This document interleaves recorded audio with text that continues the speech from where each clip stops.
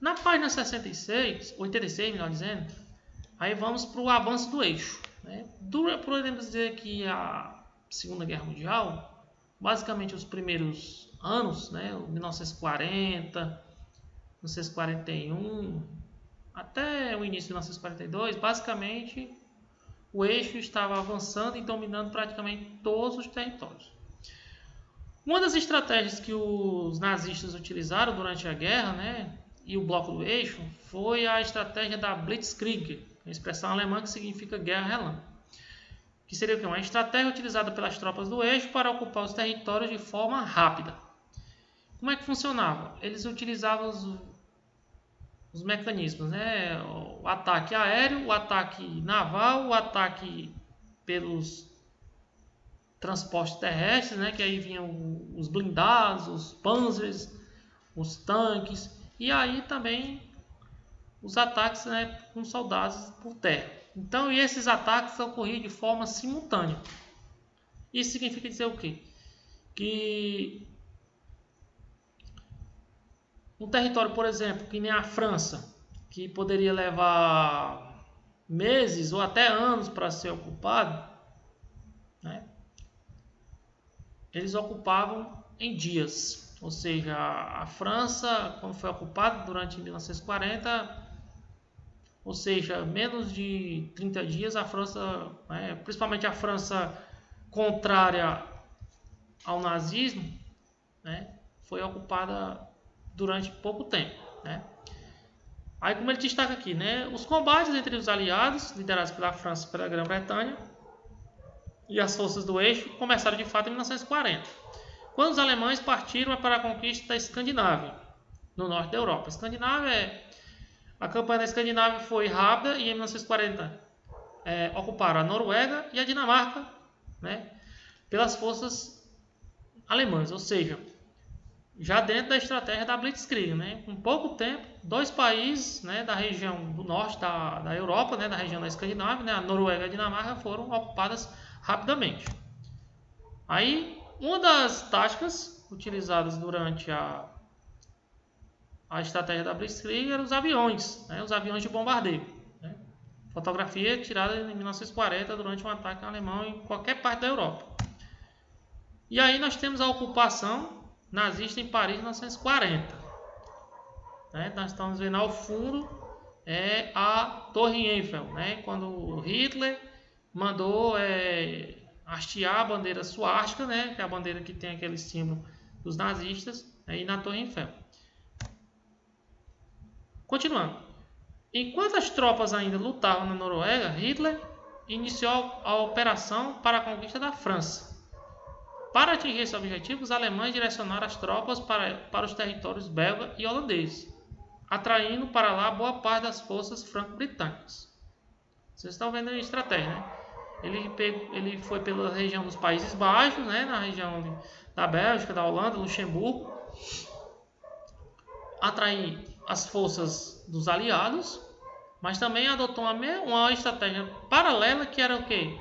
Era para tirar a força da França para ocupar a França. Né? Ou seja, usou uma estratégia para atrair o inimigo para onde ele estava, mas tinha uma força paralela para ter a facilidade de ocupar o território da França. Em junho, as tropas nazistas tomaram Paris e hastearam sua bandeira como símbolo da suástica, no topo da Torre Eiffel, como já tinha destacado anteriormente. Ainda em junho de 1940, Mussolini entrou na guerra ao lado da Alemanha e avançou para o norte da África. Nessa região, o socorro enviado pela Alemanha poupou os italianos de uma derrota total contra os ingleses. Então, nós estamos vendo aqui que na Europa, ou próximo aos territórios da Europa, no caso o norte da África, né, também interessava aos italianos. Né? E aí uma parte das forças alemãs também foram ajudar os italianos no confronto contra as tropas inglesas na ocupação do norte da África. Aí tem um território, pessoal, que o texto não deixa bem claro, mas não custa a gente mencionar, que foi a tentativa das tropas nazistas em ocupar a Grã-Bretanha. A Grã-Bretanha, não sei se vocês lembram, é uma ilha, né? A região da Grã-Bretanha. E aí o ataque só poderia acontecer inicialmente por duas formas, né? Ou ataque naval ou ataque aéreo, né? Já que por terra inicialmente não tinha como cruzar o Canal da Mancha, né? Que é entre a França e a ligação para a Grã-Bretanha. Aí não tinha como fazer isso por terra, né? Já que o território da Grã-Bretanha é uma ilha. Então o Hitler tentou todas as forças, né? Bombardeou Londres, né? O primeiro-ministro da Grã-Bretanha, né? Winston Churchill, ele teve aquele discurso motivacional para fazer com que os soldados, né, as tropas militares, né, tanto aéreas quanto marítimas, como terrestres, resistissem, né, e de certa forma isso aconteceu. Ou seja, Hitler ele não conseguiu ocupar de fato a Grã-Bretanha, a Inglaterra, por exemplo. Mas Londres, por exemplo, ficou totalmente destruída. Mas o objetivo de ocupar a Grã-Bretanha, os alemães eles não conseguiram. Então, basicamente, toda a Europa Central estava sob o controle dos nazistas, né? Aqueles territórios que não, por exemplo, foram ocupados, se tornaram aliados dos nazistas, né? Como, por exemplo, os países ibéricos, né? Portugal e a Espanha, por exemplo. E aí, após a tentativa de ocupar a Grã-Bretanha não sucedida e praticamente a Europa Ocidental sob o domínio, aí a outra parte da Europa que entrou no interesse de ocupação foi a região dos Balcãs, né? Os Balcãs ficam já em direção, digamos assim, seria a parte sudeste do continente europeu, né? Então, aí, por volta do ano 1941, as tropas nazistas começam a entrar na Romênia e na Bulgária para consolidar o apoio aos seus respectivos governos, as forças do eixo. Em abril de 1941, foi a vez dos nazistas ocuparem a Grécia e a Iugoslávia.